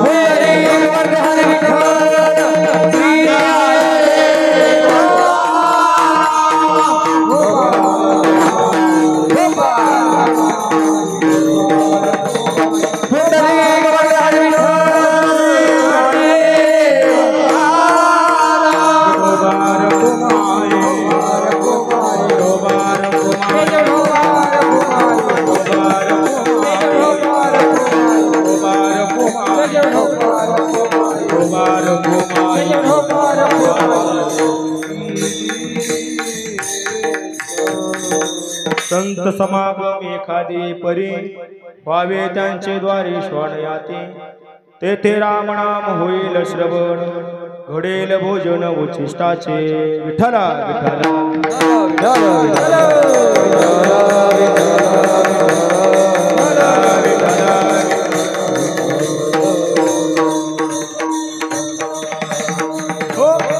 महाराज म्हणतात तेथे राम नाम होईल श्रवण आणि घडेल भोजन उच्छिष्टाचे. महाराज म्हणतात जर मी पुत्रा बनून जर संतांच्या दारात राहिलो मला जर तिथं राहण्याचा योग आला तर महाराज संतांच्या घरी महाराज काय कमी आहे का हो महाराज. बरं काय आहे संतांच्या घरी दिनरजनी हाची धंदा आणि गोविंदाचे पवाडे. मला सांगा संतांच्या घरी महाराज देवाचं नामस्मरण भजन याशिवाय दुसरं काय तिथं काय पिक्चरचा कार्यक्रम आहे किंवा नाटकचा कार्यक्रम आहे असं अजिबात नाही. संतांच्या दारात महाराज काय असेल तर संतांच्या दारात फक्त जीवाचा उद्धार आहे. जीवनाची जर आपल्याला यती कर्तव्यता पूर्ण करायची असेल महाराज तर तेथे राम नाम होईल श्रवण. दुसरं काय महाराज म्हणतात तिथे जर मी पडून राहिलो तर राम नामाचं मला महाराज त्या ठिकाणी श्रवण घडेल, राम नामाची मला भक्ती घडेल, राम नामाचं मला नामस्मरण घडेल. मी बऱ्याच वेळा सांगत असतो महाराज भगवंतानं आपल्याला हा देह दिला, देवे दिला देह भजना गोमटा आणि तो या झाला बाधिकेच्या. भगवंतानं महाराज दुर्लभ असणारा मनुष्य देह तुम्हा आम्हाला दिला. मी म्हणतो सगळ्यांच्या पाठीमागे धावपळ आहे, सगळ्यांनाच काम आहे महाराज. हे कलियुग प्रत्येक महाराज वेळोवेळी धावपळीचं युग असं म्हटलं जातं महाराज. पण त्यातनं सुद्धा जन आपल्याला या ठिकाणी महाराज देह दिला, जेणे हा जीव दिला दान आणि तयाचे करीन चिंतन जगत जीवन नारायण गायीन गुण तयाचे. अरे ज्या वेळेस आपण लहान होतो आईच्या उदरामध्ये होतो त्यावेळेस त्या गर्भाच्या यातना महाराज आपण भोगत होतो आणि ज्यावेळेस आपण महाराज गर्भाच्या यातना भोगत होतो त्यावेळेस आपण आईच्या गर्भातूनच भगवंताला हात जोडलेले असतो महाराज आणि भगवंताला आपण प्रार्थना करत असतो. एक वेळ करी या दुखा वेगळे, एक वेळ करी या दुखा वेगळे, एक वेळ करी या दुखा वेगळे, एक वेळ करी या दुखा वेगळे, एक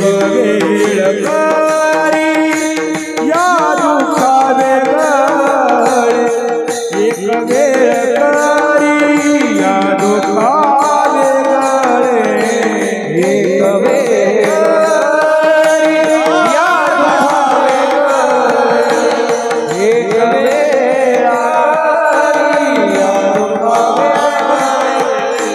दुरिताचे दार उगावून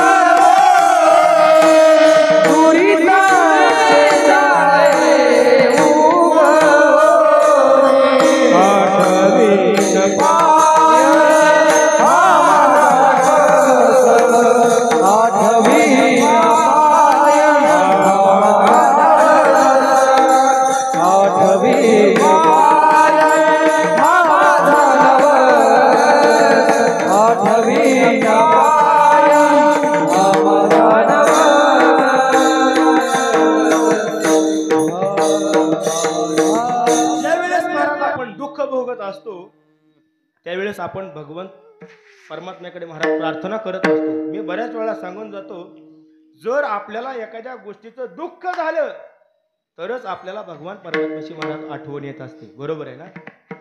जर आपल्याला सुख झालं तर आपल्याला देवाची आठवण येते म्हणता काय? हा, देवाची आठवण येते आपल्याला सुख झाल्या. दुःखात महाराज आपण भगवंता भगवंता हरे कृष्णा हरे रामा असं आपण म्हणत असतो महाराज. पण सुखात महाराज आपण त्याचं नाव अजिबात घेत नाही. उलट आपण म्हणतो मेरे अंगणे मी तुम्हा हा असं म्हणतो. पहा ना, एखाद्या ठिकाणी सांगावं महाराज, पहा ना, एखाद्या गावाच्या महाराज बाहेर असे हे असते, चिंचेचं झाड असते मोठं, आणि सांगितलं जातं जुनं की त्या चिंचेच्या झाडाकडे जाऊ नको, रात्रीचं भूत आहे तिथं भूत. आणि समजा जर योग आला सर, संध्याकाळी रात्रीच्या 12 वाजलेला असाव्या, किर राहणार असावा, आणि जर त्या चिंचेच्या झाडाखालून जाताना जर आपण महाराज आपल्याला ते जर लक्षात आलं ना, अरे त्या मावशीनं सांगितलं ही तर काय आहे, आणि ते जर लक्षात आलं महाराज, थार थार थार कापत भगवंता देवा हरे रामा काही म्हणत जातो महाराज. आणि जरा वस्ती लागली तर पाठीमागून बोलून गाणं म्हणत असतो, मेरे अंग आहे का, मेरे अंगण. आणि जोपर्यंत आपल्याला दुःख आहे तोपर्यंतच आपल्याला भगवान परमात्म्याची आठवण आहे. मी बऱ्याच वेळा सांगत असतो महाराज, ज्यानं आपल्याला जीव दिला, ज्यानं हा नरदेह दिला महाराज, किती दुर्लभ नरदेह आहे, पण त्यानं आपल्याला फुकट दिला, फुकट. पण कसं आहे, फुकट दिलेल्या गोष्टीची आपल्याला किंमत नाही. अरे साधा एखादा जर दात आपला समोरचा पडला ना, सगळा नकाशाच बिघडून जातो महाराज आपला. आणि तो पडलेला दात जर आपण बसवायचं म्हटलं, डॉक्टरांकडे गेलो, तर एका दाताची महाराज किती किंमत आहे आज? 8,000, 10,000, 12,000 अशी किंमत आहे महाराज. प्रत्येक अवयवाची किंमत आहे. म्हणून हा नरदेह आपल्याला फुकट दिला. पण बऱ्याच गोष्टी लोकांना याची किंमत अजिबात कळायला नाही महाराज. आणि ज्यांना किंमत कळाली तेच आज या मंदिरात आले. का हो? लोकसंख्या कमी आहे का या शहराची? बरीच लोकसंख्या आहे महाराज, किती हजारावर लाखांवर लोकसंख्या असेल. पण सगळ्याच्याच महाराज भाग्यामध्ये, सगळ्याच्या मनामध्ये ही भक्ती, ही पुण्य अजिबात नाही. आणि बऱ्याच वेळा सांगतो महाराज, प्रत्येकाला जर एखाद्या ठिकाणी सप्ताह असेल, भजन असेल, प्रवचन असेल, कीर्तन असेल, आणि जर आपली ऐकण्याची इच्छा झाली, जर वाटलं आपल्या मनामध्ये आपण तिथं जाऊन ते श्रवण करावं, तर हे महाराज आपलं पुण्य कामाला आलं असं समजायचं. कारण का, आपलं पुण्य आपल्याला इथपर्यंत खिचून आणत असते. बरोबर आहे ना? आणि ज्याचं महाराज पुण्य शिल्लकच नाही, ते जवळनं जातं, जवळनं टन हाणून, हा जवळून जातं महाराज, खेटून जातं, खेटून. पण त्याची भावना होत नाही तर आतमध्ये यायची. कारण का, शिल्लकच नाही महाराज, पुण्याचा संचय शिल्लक नाही. म्हणून बऱ्याच वेळा महाराज सांगत असतो, ज्या भगवंतानं आपल्याला हा देह दिला त्या भगवंताचं आपण नामस्मरण केलं पाहिजे. बरोबर आहे ना? नाही आपल्याला दिवसभर करता आलं महाराज, कारण का, माऊली ज्ञानोबराय सांगतात, नामाशिवाय आपल्याला पर्याय नाही. नामा परते तत्व नाही रे अन्यथा, नामा परते तत्व नाही रे, नामा परते तत्व नाही रे अन्यथा, नामा परते तत्व नाही रे, माया आणि कल्पनाची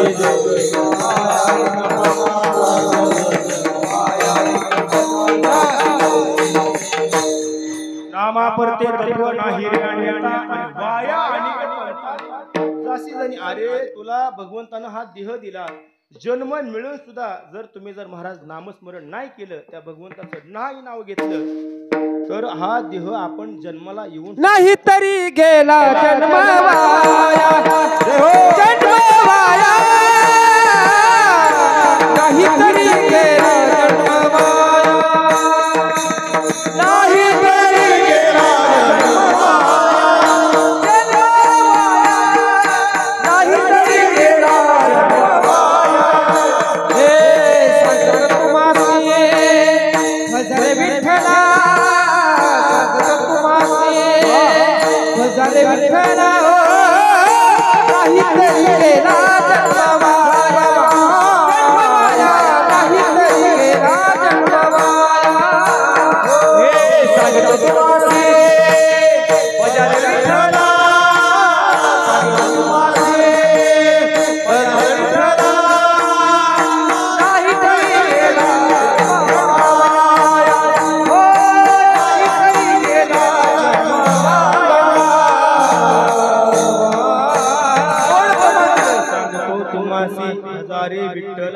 आणि नाही तरी गेला जन्म वाया. सांगायचं तात्पर्य एवढंच आहे, तेथे राम नाम होईल श्रवण.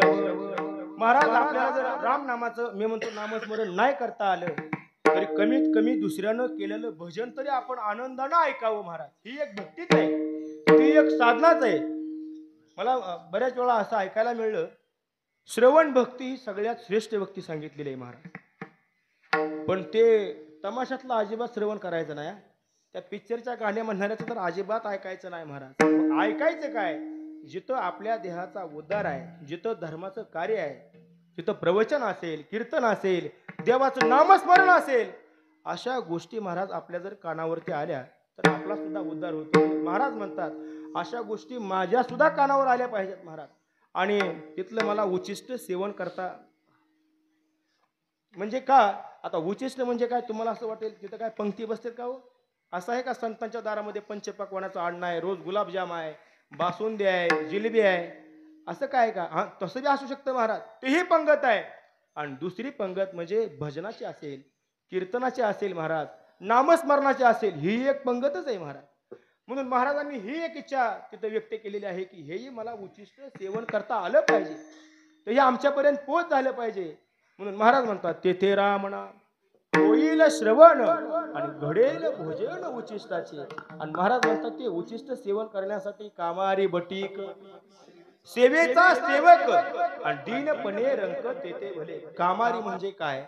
कामारी म्हणजे कामवाली दासी, जी महाराज काम करते, जे दासी आहे. पहा इकडे शहरात तो प्रकार आहे, कामवाली असेल, भांडी घासणारे असेल, घराची स्वच्छता करणारे असेल, म्हणजे आपण कामवालीच नाही थोडक्यात. मग ती कामवाली जरी बनून मला संतांच्या दारात ठेवलं तरी मी संतांची त्यांच्या सेवकाची सुद्धा सेवा करीन. महाराजांनी असा त्या ठिकाणी इच्छा व्यक्त केली. कामारी बटीक, बटीक म्हणजे काय?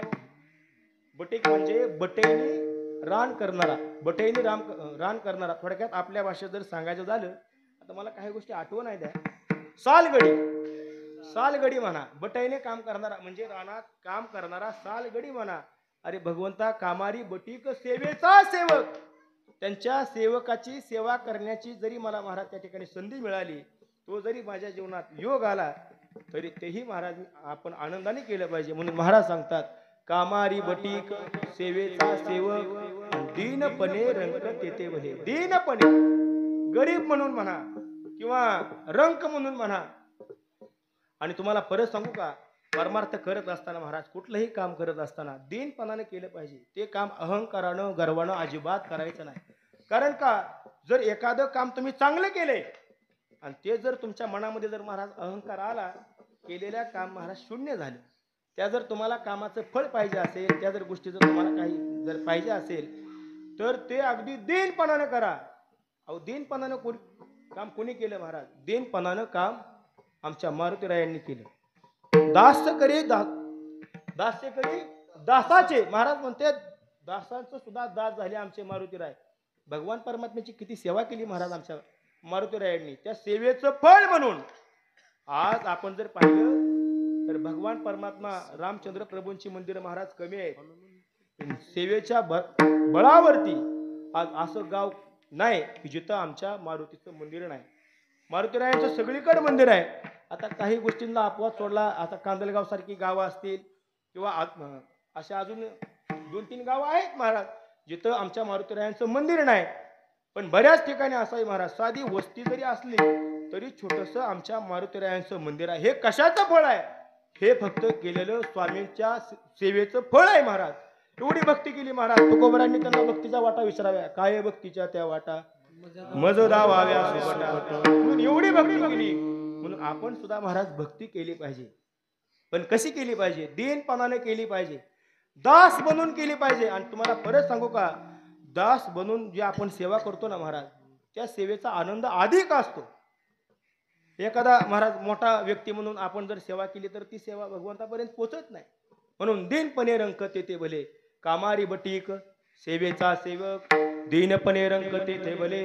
तेथे राम नाम होईल श्रवण घडेल भोजन उचिष्टाचे. आणि तुकोबरायांनी 4थ्या चरणात या तुका बने सुख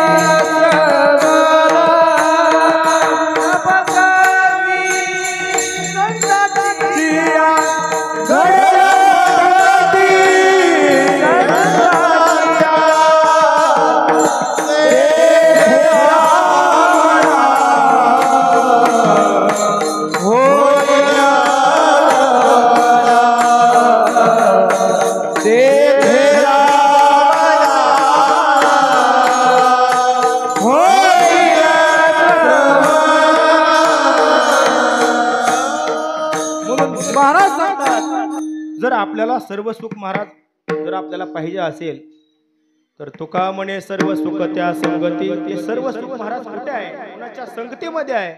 तर ते फक्त संतांच्या संगतीमध्ये सर्व सुख आहे. सर्व सुख म्हणजे काय? 100% सुख. 100% आपण एखादी जर जाहिरात जर वाचली महाराज तर ती जाहिरात करताना तिथं असं लिहिलं जातं 100% गॅरंटी आहे ना. 100% ओरिजिनल वस्तू, 100% ओरिजिनल माल असं आपण महाराज म्हणत असतो. म्हणून जगद्गुरु तुकोबरांना सुद्धा ते सांगितलं नुसतं सुख नाही, संतांजवळ सुख आहे. सुख तर आहेच महाराज, पण नुसतं सुख नाही, सर्व सुख आहे. म्हणून महाराज सांगतात सर्व सुखे आज येथे चिवळली आणि संतांची देखील चरणाभुजे. जर आपण महाराज संत महात्म्यांची निस्ते आपण जर चरण बघितलं ना, चरण, तरी आपल्याला सर्व सुख प्राप्त होतं. म्हणून महाराज म्हणतात ह्या सर्व सुख जर आपल्याला पाहिजे असेल तर ते सर्व सुख फक्त संतांकडेच मिळू शकतं. ते सर्व सुख भगवान परमात्म्याकडेच मिळू शकतं. म्हणून महाराजांनी त्या ठिकाणी सांगितलेलं आहे तुका म्हणे सर्व सुख त्या संगती आणि घडेल पंगती संताची. ते राम नाम होईल श्रवण, घडेल भोजन उचिष्टाचे. ज्ञानेश्वर माऊली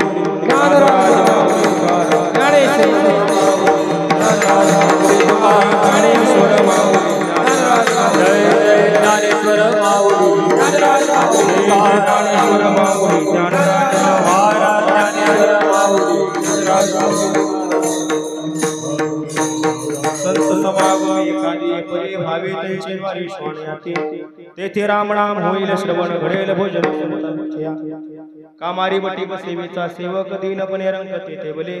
तेथे राम नाम होईल श्रवण, घडेल भोजन उच्चिष्टाचे. तुका म्हणे सर्व सुख त्या संगती, घडेल पंगती संताची या. तेथे राम नाम होईल श्रवण, घडेल भोजन उच्चिष्टाचे. असो झालेली सेवा भगवंताच्या चरणी या ठिकाणी प्रार्थना समर्पित करतो. ज्या दिदींचं या ठिकाणी पुण्यस्मरण आहे, कैलासवासी साईनाथ दिदीच्या ही चरणी ही सेवा महाराज समर्पित करतो. तुम्ही सर्वांनी या ठिकाणी मला या ठिकाणी उभं केलं. तसं पाहायला गेलं तर हे जरा कीर्तन थोडं जडच झालं. कारण का बाहेर कीर्तन करण्याला आणि हिथं कीर्तन करण्याला सर लय जमीन आसमानाचा फरक आहे. बाहेर काही करू शकता, पण इथं सगळे ज्ञानी विद्वान मंडळी आहेत महाराज, जे साधनावान आहेत, निष्ठावान आहेत, ज्यांचा अभ्यास आहे महाराज, सायास आहे, असे सर्वजण या ठिकाणी मंडळी आहेत. बरं त्यांच्यापुढे कीर्तन करायचं म्हणलं तर तू तरी 100%च वळती आणि माझी तर किती वेळा वळले तुम्ही बघितलं असेल. आता असं का झालं? ह्याच्यासमोर मी काय कीर्तन करावं? पण तरी महाराजांनी या ठिकाणी प्रेमानं ही सेवा दिली आणि तुम्ही सर्वांनी या ठिकाणी ही सेवा करण्यासाठी महाराज सहकार्य केलं. त्यामुळे सगळ्यांच्या चरणावरती या ठिकाणी नतमस्तक होतो. जर काय बोलण्याच्या योगातून एखादा शब्द चुकीचा गेला असेल तर तो बुद्धीचा दोष समजावा आणि जे काय बरोबर असेल ते गुरूंच्या कृपेने, संत महात्म्यांच्या आशीर्वादानं, भगवंताच्या आशीर्वादानं आपल्या समोर या ठिकाणी माझ्या अल्पशा बुद्धीनुसार मांडण्याचा हा छोटासा प्रयत्न आहे. आणि म्हणून आज हा 3रा दिवस आहे. अजून 2 दिवस हा कार्यक्रम आहे. प्रत्येकाला विनंती आहे, तुम्ही रोज या ठिकाणी येताच, तुमच्यामुळे या कार्यक्रमाला विशेष शोभा आहे. तुमच्याही बरा दिसत असेल, तुम्ही सर्वजण आहात म्हणून या कार्यक्रमाला शोभा आहे. असंच तुम्ही सर्वजण रोज या ठिकाणी उपस्थिती आपली राहावी. आता 2च दिवस कार्यक्रम आहे. उद्या जागर आहे, उद्या आमच्या केशव महाराजांचं या ठिकाणी कीर्तन आहे, परवा दिवशी काल्याचं कीर्तन आहे. आणि जसं तुम्ही बहुसंख्येने आलात तसंच तुम्ही याही कार्यक्रमाला बहुसंख्येने या. खरं तर नव्हे एकल्याचा खेळ हा 5 दिवसाचा कार्यक्रम आहे. नियोजन करणं हे सगळं अवघड असतं महाराज. 1 दिवसाचा कार्यक्रम आपण कसंही नियोजन करू शकतो, पण 5 दिवसाचा कार्यक्रम करायचं म्हणले की थोडं नियोजन पाहिजे, थोडं धोरणं पाहिजेत. आणि सगळं महाराजांनी अतिशय सांगायची काही गरज नाही. कारण का या कार्यक्रमासाठी काय लागतं, आता ते सगळे महाराज त्यांचे सर्व मार्गदर्शक सगळं मित्र कंपनी त्यांच्याबरोबर आहे.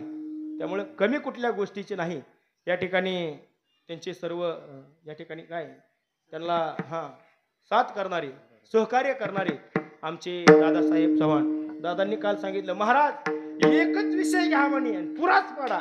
आता एक विषय कसा घ्यायचा? मग आता त्यांच्या मनाप्रमाणे झाले असेल अशी या ठिकाणी अपेक्षा. म्हणून त्यांचंही महाराज सहकार्य आहे, दादांची साथ आहे. आणि विशेष म्हणजे काय, राम मंदिरात हा का पैसे काय महाराज कुठेही मिळते. तो पैसे घेतल्याशिवाय घरीच येत नाही, तुम्हाला खरं सांगतो.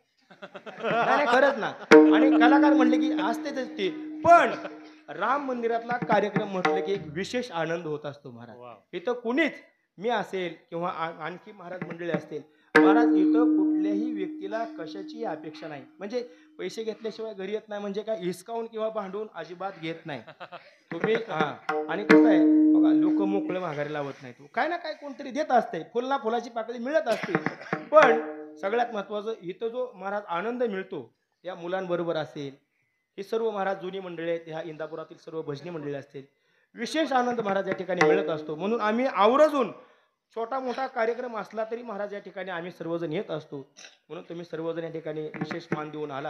म्हणून सर्वांना एक विनंती आहे, बुवा या आश्रमाला आपल्या सर्वांच्या आधाराची गरज आहे का नाही. आपण जसं आपल्या घराचा महाराज आधार होतो तसं आपण थोडं याही मुलांचा आपण आधार झालं पाहिजे. कारण का आता ही मुलं महाराज सगळी मोठी झालीत, आपण पाहत असाल सगळ्या गोष्टी आपल्या डोळ्यासमोर आहेत. ज्यावेळेस ही मुलं लहान होती, पहिली दुसरीला तिसरीला, त्यावेळेस आपण सुद्धा समजू शकतो लहान मुलाचा काय खर्च नसतो बुवा, सहज आपण त्यामध्ये स्वयंपाक जर आपण घरामध्ये केला तरी लहान मुलगा महाराज पटकन जीवन निघतं, सगळ्या गोष्टी होतात. पण ज्यावेळेस ही मुलं, आता ह्या मुली मोठ्या आहेत महाराज, या मुली कोणी 9वीला आहे, कोणी 10वीला आहे, कोणी 11वीला आहे, आणि यांचा सगळा जो भार आहे, जो खर्च आहे, तोही आता वाढलेला आहे. बरं महाराज त्या ठिकाणी सामर्थ्य आहेतच, महाराज खंबीर आहेतच, महाराजांना साथ ही तशीच आहे. महाराज आमच्या ताई अगदी महाराजांच्या खांद्याला खांदा लावून अगदी आपल्या महाराज पुढच्या लेकरांप्रमाणे या मुलांचा, या बाळांचा तेही सांभाळ करतात. पण फक्त आपलं एकच काम आहे ते म्हणजे या बाळांना आपणही सर्वांनी मिळून या ठिकाणी आधार दिला पाहिजे. आणि आपण थोडा आधार दिला तर आणखी महाराज या ठिकाणी या आश्रमात काय म्हणतात, कुठलीही उणीव राहणार नाही, आहे का नाही. कुठलीही गोष्ट महाराजांना कधी अडचण येणार नाही, अगदी मनमोकळ्यापणाने सगळ्या गोष्टी या ठिकाणी होतील. म्हणून सर्व भजनी मंडळी असतील, रोज या ठिकाणी महाराज हरिपाठ होतो, ही जागाही पवित्र आहे. म्हणून सर्व त्यांचे भजनी मंडळी असतील, बाबरसर असतील, या इंदापूरचे ज्येष्ठ कीर्तनकार आमचे जगदाळे महाराज तेही या ठिकाणी उपस्थित राहिले. माझ्याबरोबर आमच्या गावातील हरिभक्तीपरायण दशरथ महाराज दादा देवकर, अगदी सुंदर अशी त्यांनी उंच आवाजात चाल झाली. आणि त्यांची चाल झाल्याशिवाय, कीर्तन महाराज झाल्याशिवाय वाटतच नाही. मी बऱ्याच वेळा सांगून जातो, ते आता माझ्या गावचे आहेत म्हणून महाराज मी त्यांचा जर एखाद्याला अनुभव घ्यायचा असेल तर महाराज किती उंच आवाज आहे. अहो काल मी सहज एक चाल उंच म्हणलो तरी मला आज महाराज बोलायला थोडा त्रास होतोय. म्हणून उंच आवाजाची सगळे टकले मामा असतील, आमचे प्रसाद महाराज असतील आणि सर्वजण या ठिकाणी कार्यक्रमाला उपस्थित राहिला, सर्वांनी साथ केली.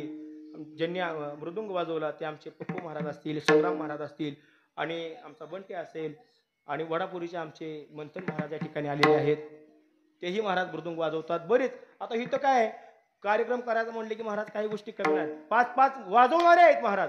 काय ठिकाणी वाजवणारा नाही, वाजवणारा आहे तर गायक नाही, गायक आहे तर महाराज सिस्टीमवालाच निघून गेला, हे बऱ्याच गोष्टी असतात महाराज. पण तसं नाही अजिबात. म्हणून विशेष महाराज या ठिकाणी आनंद आहे. सिस्टीम अगदी गोड आहे, पोषक सिस्टीम, जशी पाहिजे तशी सिस्टीम. आणि दुसरं काय, इथं जरा आता महाराजांनी मागाशी उभं राहायला सांगितलं, शूटिंग चालू आहे म्हणाले, बावरू नको. म्हणलं महाराज ठीक आहे, आता ही पहिलीच वेळ आमच्या कीर्तनाला, कधी शूटिंग नाही पण पहिलीच वेळ. त्याही दादांनी अगदी सुंदरपणे या ठिकाणी शूटिंग केली. त्यांच्याही चरणावर नतमस्तक होतो. झालेली ही तुडकी मुडकी सेवा भगवान परमात्म्याने महाराज त्या ठिकाणी स्वीकार करावा. म्हणून सर्वांच्या चरणी परत एकदा महाराज श्री संता मस्तक हे पायावरी या वारकरी संतांच्या तुम्ही सर्वजण वेळात वेळ काढून, गारटा असून सुद्धा तुम्ही सर्वजण या ठिकाणी उपस्थित राहिला.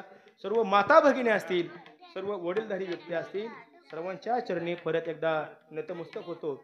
आणि सर्वांना विनंती आहे, तुकोबरायांचे एकदा सर्वांनी प्रेमाने भजन करायचे. तुकाराम तुकाराम तुकाराम तुकाराम तुकाराम